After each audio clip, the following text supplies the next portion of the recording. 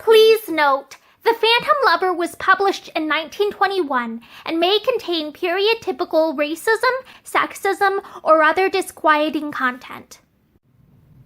Hi, I'm Morgan, and today I will be reading to you from The Phantom Lover by Ruby M. Ayres. And that chapter I will be reading today is Chapter 8. June introduced Mickey and Esther with a sort of hurried self-consciousness. It was not by her invitation that Mickey was here this afternoon, and the fact that she had asked him to help Esther embarrassed her. Mr. Mellows, Miss Shepstone, you've both heard of each other, so I can leave you to entertain one another while I get tea. And she bolted out of the room. Esther looked after her with angry eyes. She thought June might have stayed. She took a quick step forward to call her back, but Mickey stopped her. He put a hand on the door above her head, shutting it fast. I'm going to speak to you, whether you like it or not, he said. She faced him angrily. She was very flushed. I don't know what you mean. You have no right to speak to me like that. If Miss Mason has asked you here to meet me, June didn't know I was coming. She has no more idea than the dad that we have ever met before. I haven't told her, and I don't suppose you have, or will, he added grimly. However, as we are alone, will you tell me what I've done to offend you? It's not fair to take me for a friend and then lean me over as if I were an old glove. If I've annoyed you, the least you can do is tell me how, and give me a chance to explain. Esther had walked back to the fire, and Mellows followed her. He knew that he had only got a few moments, and he meant to make the most of them. You refused to see me, or to allow me to take you out, he went on urgently, and you haven't even answered my last letter. If I have offended you, you haven't, said Esther as he paused. I'm not at all offended. Then why, in the name of all that's holy, he began again in exasperation. She cut him short. You didn't tell me the truth about yourself. You made out you were poor. You pretended to be someone quite different to what you are.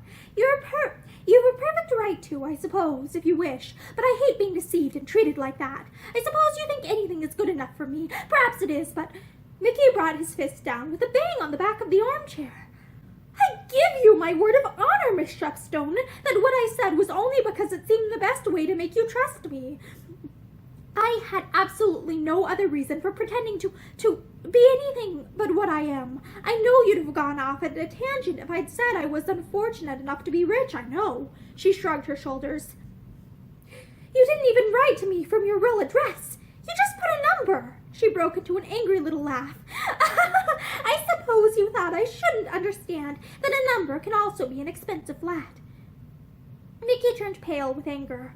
You're deliberately trying to make out that I'm a bounder. It's not fair. I don't deserve it. And as to thinking anything good enough for you, I suppose you'd only take it as a fresh insult if I told you that there's nothing in the world I consider good enough for you. Oh, what's the good of arguing? He broke out with sudden rage. It's no good at all, and there's nothing to argue about, Esther said stiffly. She had taken off her gloves and was flattening them out nervously. You offered me your friendship, and now I decline it. I suppose I am free to do so. No, said Mickey violently. You're not. He turned away sharply, realizing with dismay how nearly he had blurted out the truth about Ashton. After a moment he spoke more quietly.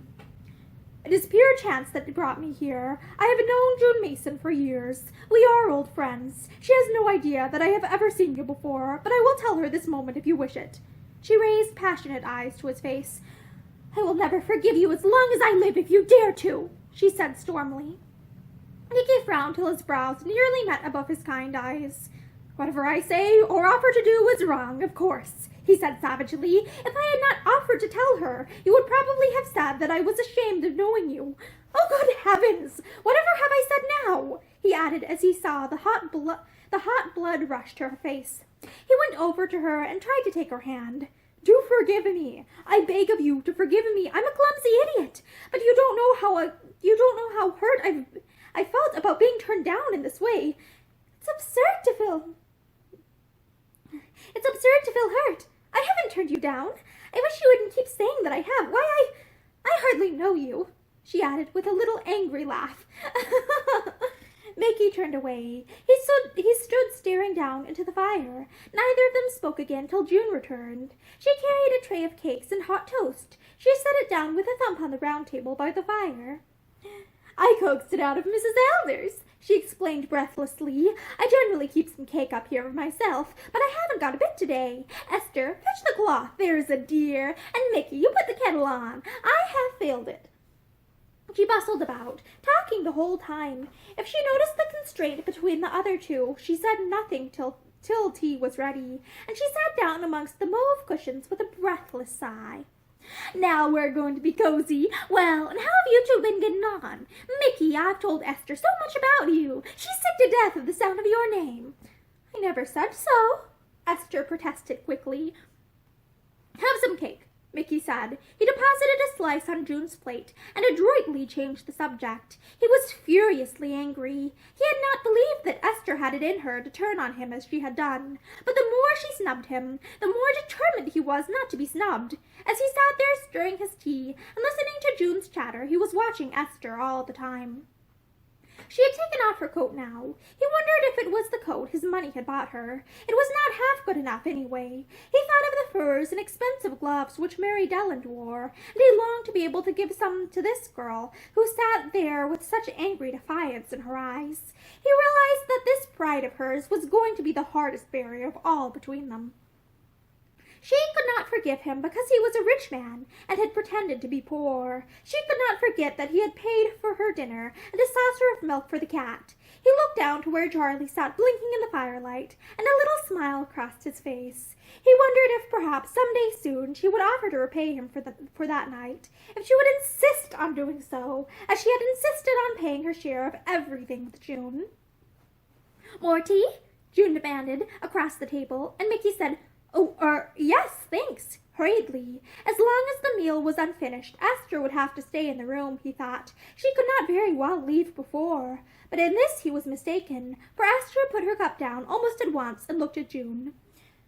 "Will you think me very rude if I run away?" she asked. "I've got to see Mrs. Elders and tell her I am staying on. I think she has been trying to let my room." June looked disappointed. "Oh, well, if you really must go," she said, "come back when you've seen her." "Thank you," said Esther. She turned to Mickey, who had risen. "I won't say goodbye, then," she said with an effort to speak lightly. He held open the door for her, and a moment later she had gone. As soon as he came back to his chair, June rounded on him. "What have you said to annoy her? She looked quite angry. I wanted you to like each other. Really, Mickey, you are the limit. She won't come back again, you see if she does." "No," said Mickey, "I don't think she will." He laughed a rather chagrined laugh. "I haven't said anything as far as I know," he added. "It's what you've said, I fancy. You've fed her up with accounts of what a wonderful person I am." "So you are," said June. He frowned. It's kind of you to think so, but I don't know anybody else who shares your opinion." "Well, I can't help the world being full of idiots, can I?" she demanded in exasperation. "And Mickey, why did you come here today? When I asked you before, you said you didn't want to come. You've soon changed your mind." "I came to tell you about Miss Shepstone. You asked me to get her a berth." June laughed. "My dear boy, you're too late. She doesn't want your help now, or mine either, for that matter," she added ruefully. "She's a lady of means. That wonderful man of hers who's tucked up in Paris having the time of his life is going to allow her £3 a week." She paused and looked across at him expectantly. "Well, why don't you look surprised?" she asked. Mickey swallowed hard. "I am surprised," he said. "Too jolly surprised for anything. It's good news, eh? I suppose she was pleased."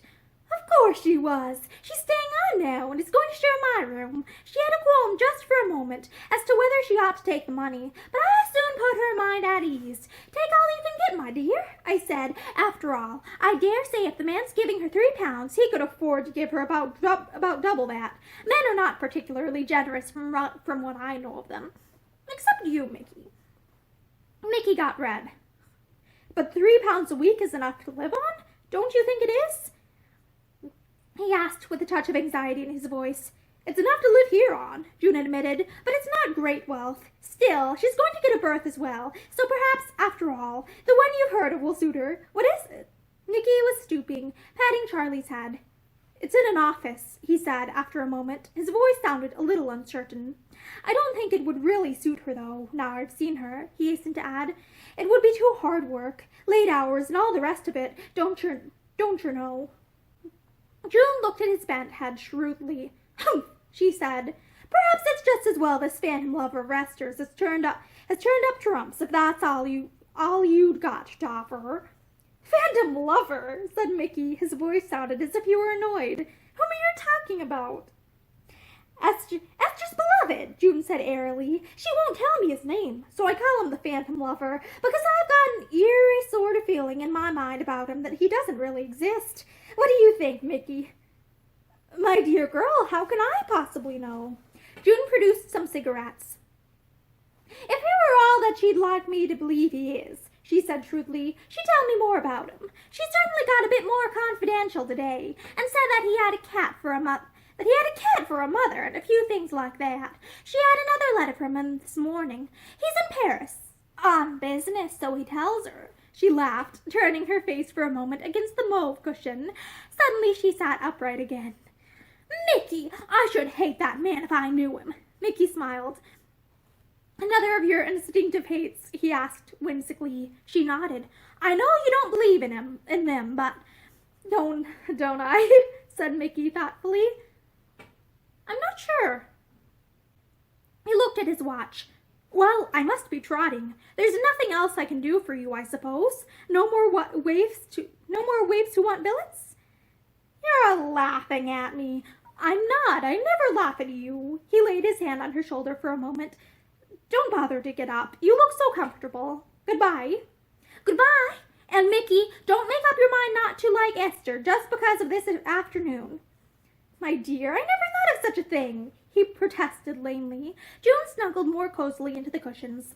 But I know what you are, she said, for once hopelessly on the wrong track. Mickey laughed at himself as he went down the stairs. He wondered if he was getting clever, or if June was not so quick to see a thing as he had believed, that she had not noticed the constraint between himself and Esther. He looked about him eagerly as he went out, hoping to catch a glimpse of Esther, but the house seemed deserted, quite different from what he had pictured it to be. He had always thought that a London boarding house must be noisy and crowded, and perpetually smelling of soap and cabbage water. He was relieved to find that this was fairly comfortable and quiet. He picked up a taxicab at the corner of the road and was driven back to his flat. He felt very depressed. Everybody seemed to have interests in life except himself. He wished he had got married years ago and settled down. He thought of Mary Dulland with remorseful affection. Here was another woman who must be thinking him a positive outsider. How in the world did a man put an end to a flirtation that was growing rapidly into something else without hurting a woman's feelings, he wondered. Ashton had accomplished it quite successfully several times. Mickey sighed and let himself into his flat. There were several letters lying on the table. He flipped them through disinterestedly. Then he stopped. The last one was from Ashton. Mickey stood for quite a minute, staring down at the handwriting, which he had been at such pains to copy. Then he ripped open the envelope. Ashton wrote from Paris. Dear Mickey, just a line to send you my address, as promised. Hope things are going well with you. I am staying on here for the present, as I have run up against Maisie Clare. You remember her, Tubby Clare's little widow. My son, she's got pots of money, and at the present moment things are looking promising. The mater would be pleased if I could manage to pull it off. By the way, I dare say Driver told you I met him the other day. He was very mysterious and hadn't a word to say. Surely he wasn't joyriding over here by himself. Remember me to everyone. Yours, R.F. Ashton. And not one word about Esther. Not a single mention of the girl who was thinking of him night and day, and only living to see him again. Mickey crushed the letter and tossed it into the fire. That settled it, he told himself. He no longer had the slightest compunction in cutting Ashton out. The fellow was not worth a moment's consideration. And that is the end of Chapter 8 of The Phantom Lover by Ruby M. Ayres. Thank you for listening to this book with me, and I hope you have a great day.